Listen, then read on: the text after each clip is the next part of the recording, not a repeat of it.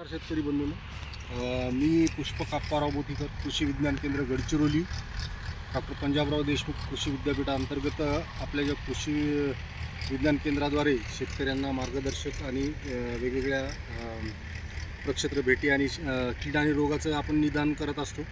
आणि आजचा जो विषय आहे आपला तो भाजीपाला पिकावरील रस शोषण करणाऱ्या किडीचे चिकट सापळे, याच्यामध्ये पिवळे आणि निळे चिकट सापळ्याद्वारे आपण रस शोषण करणाऱ्या किडीचं व्यवस्थापन कमी खर्चात करू शकतो.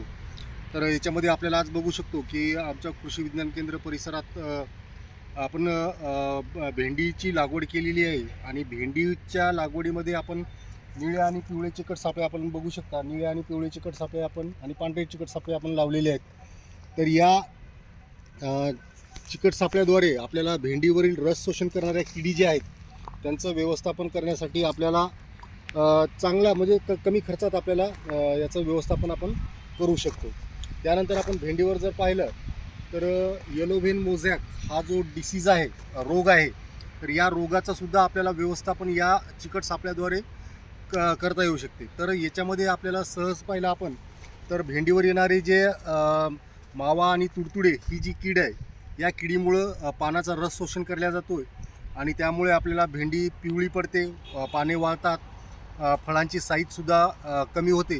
तर अशा प्रकारचे आपल्याला जे दूषित परिणाम आपल्या झाडावर दिसून येतात ते आपण जर चिकट सापळे लावून जर आपण केलं, चिकट सापळे जर लावले तर मला वाटते की आपल्याला या किडीचं व्यवस्थापन करणं व्यवस्थित करता येऊ शकते कमी खर्चात. आणि शेतकरी बंधूंनो, जर आपल्याला हे चिकट सापळे लावूनसुद्धा जर आपल्याला किडीची आर्थिक नुकसान पातळी जर जास्त वाटत असेल तर आपल्याला एखाद्या रासायनिक कीटकनाशक त्यामध्ये आपण इमिडाक्लोरोपिड 12.5 SL 2 ml घेऊन आपल्याला या किडीचं व्यवस्थापन आपल्याला करता येऊ शकते. आपल्याला या पांढऱ्या माशीचा प्रादुर्भाव कमी करण्यासाठी आपल्याला किंवा ॲफिड किंवा रस शोषण करणाऱ्या किडीचं व्यवस्थापन करण्यासाठी आपल्याला या चिकट सापळ्याचा एक चांगल्या प्रकारे आपल्याला त्याचा फायदा होतो.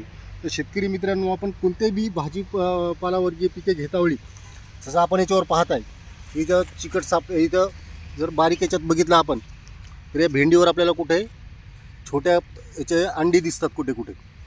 तर याचासुद्धा प्रादुर्भाव आपल्याला या आणि चिकट सापळ्यावर जर पाहिलं आपण तर याच्यामध्ये आपण बघू शकता की बऱ्यापैकी आपल्याला पांढऱ्या माशीचे आणि बाकीचे जे मावा आणि तुडतुडेचं इथे चिकटून बसले आहेत. त्यामुळं काय होते की आपल्याला आपल्या भेंडीवरले रस शोषण करणाऱ्या किडीचं आपल्याला व्यवस्थापन करू शकतो.